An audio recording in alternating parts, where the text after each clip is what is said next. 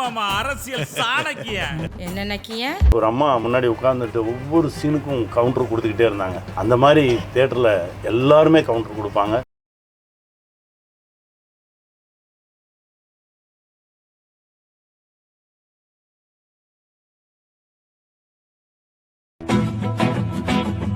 அனைவருக்கும் வணக்கம். நான் உங்கள் பத்திரிகையாளர் RS கார்த்திக். இந்த வீடியோவில் நம்ம பார்க்க இருக்கிறது நம்ம வேற லெவல் சினிமா சேனலோட சினிமா விமர்சனம். இப்போ நம்ம பார்க்க இருக்கிறது இந்த வாரம் திரைக்கு வந்திருக்கிற HMM படத்தோட விமர்சனம். HMM அது ஏதோ இனிஷியலில் சொல்கிற மாதிரி இருக்குது அப்படின்னு பார்க்குறீங்களா? ஆமாம், HMM இந்த படத்தோட பேர். ஒரு நள்ளிரவில் நடக்கிற கதை. அது வந்து தமிழ் படுத்திங்கன்னா அப்படின்ற மாதிரி இருந்தோன்னா நான் ரொம்ப ஆர்வமாக போய் உட்காந்தேன். ஆனால் அந்த மாதிரி சமாச்சாரம் எதுவும் இல்லைங்க.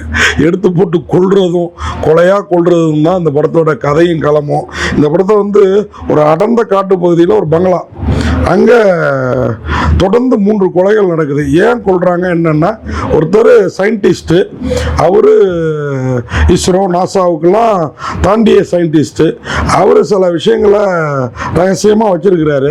அதை களவாட அவருக்கு ஒருத்தி காதலியாக வர்றா. அவள் பண்ணுற துரோகம் இந்த கொலைகளை பண்ணது யாருங்கிறத நீங்கள் முடிவு பண்ணிங்க. அதுதாங்க கதை. அந்த முகமுடி அணிந்த மனிதனும் வேறு யாரும் இல்லை, அவர் தான் அந்த சயின்டிஸ்ட்.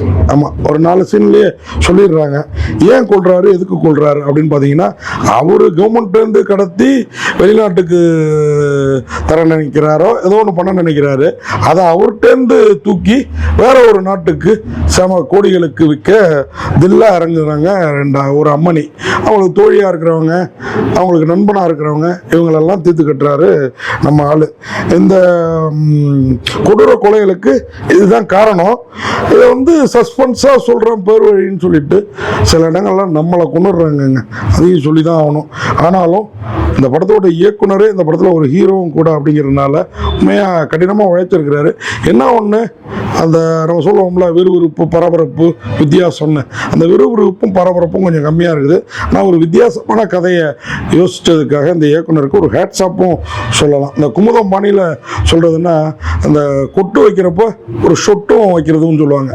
அந்த மாதிரி இந்த படத்துக்கு வந்து நம்ம வந்து பாராட்ட சொல்கிறோம். இந்த படத்தை தயாரித்து எழுதி இயக்கி இருக்கிறவர் தான் நரசிம்மன் பக்ரிசாமி.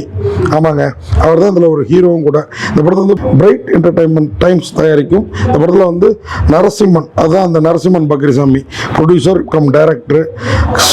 சுமீரா, சிவா, ஷர்மிளா மற்றும் அனுராக். ஷர்மிளா இப்போ இந்த சர்ச்சையில் இந்த கேரளா இதிலெல்லாம் பேசுகிறாங்கல்ல, இப்போ ஏன்னா அவங்க கூப்பிட்டாங்க இவங்க கூப்பிட்டாங்க, ஐயோ கேரளா பட உலகில் அவ்வளோ குடும்பம்னு சொல்லி பேசுகிறாங்க இல்லைங்களா. நம்ம பாபு ஆண்டனியுடைய முன்னாள் மனைவி, நடிகர் பாபு ஆண்டனின்னு கேரளா நடிகர் மனைவி, அவங்க தான் முன்னாள் மனைவி. அவங்க தான் இந்த படத்தில் இந்த ஒரு முக்கியமான கேரக்டர். அனுராக், இவங்க எல்லாருமே கதைக்கேற்ற பாத்திரங்களாக தேர்ந்தெடுத்து போட்டிருக்கிறாங்க. ஆனால் வந்து அவங்க வந்து சில இடங்களில் ஷர்மிளா மாதிரி கைதேர்ந்த நடிகைங்கிறது வேறு லெவலில் நடிக்கிறாங்க. இந்த புதுமுகங்கள் ஹீரோ உள்ளிட்ட, அதாவது இந்த படத்தோட இயக்குனர் கம் தயாரிப்பாளர் நரசிம்மன் உள்ளிட்டோர் வந்து அங்கங்கே திணறி இருக்கிறதும் சில காட்சியில் தெரியுது. இந்த படத்துக்கு வந்து கிரணோட ஒளிப்பதிவு இருட்டிலேயே மொத்த படப்பிடிப்பும் இருக்குது.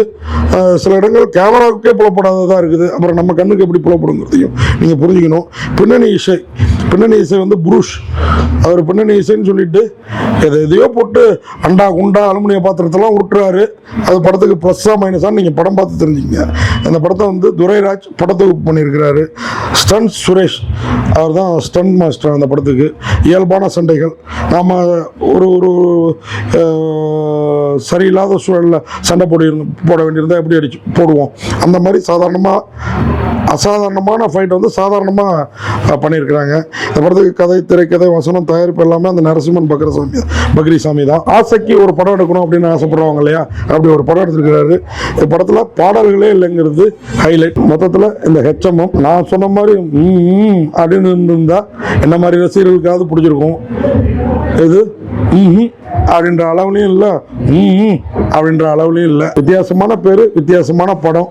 ஆனால் விறுவிறுப்பு கொஞ்சம் கம்மியாக இருக்குது. மற்றபடி ஒரு முறை பார்க்கலாம் அப்படின்னு சொல்லி விடைபெறேன். நன்றி, வணக்கம்.